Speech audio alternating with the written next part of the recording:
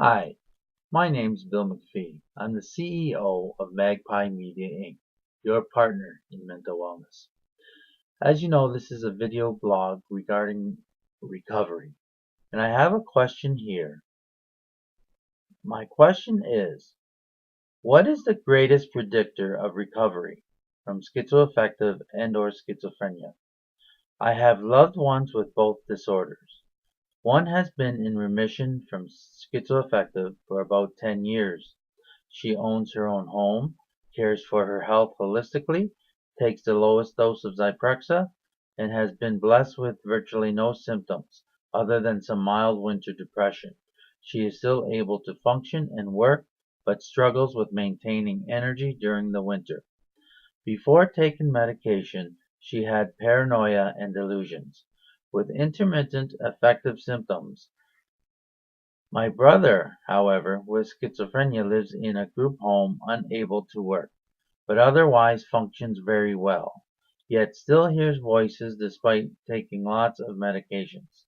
I am wondering what determines the variability of both symptoms and recovery, particularly between siblings who share the same genes. Why does he hear voices yet she did not? What determines what symptoms one may have?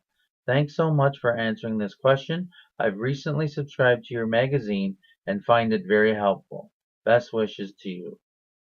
Well, this is a common question. Basically, we have to realize that genetics in schizophrenia, that there are no two people are alike.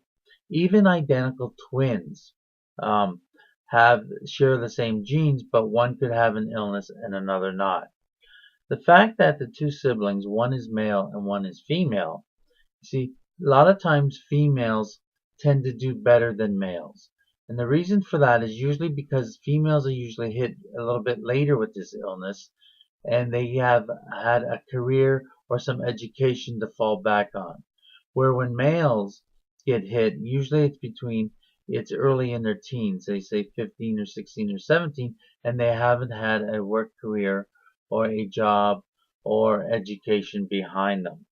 As well as far as your brother hearing voices and why your sister doesn't. Perhaps they could go on the same medication.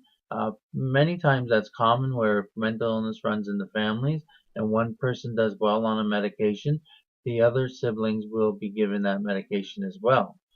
But as far as the real stressor, you see, with voices and with this illness, stress plays a big factor.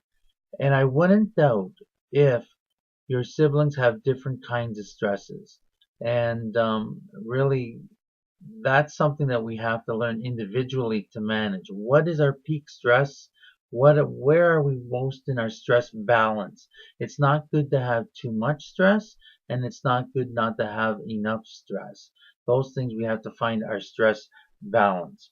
And finally, because your sister, perhaps she had a better quality of life when she was growing up than your brother and achieved more, perhaps your sister wanted to regain that back and was able to try different opportunities and socialize where perhaps your brother may not had the opportunity to have a good quality of life and doesn't know how to get that back.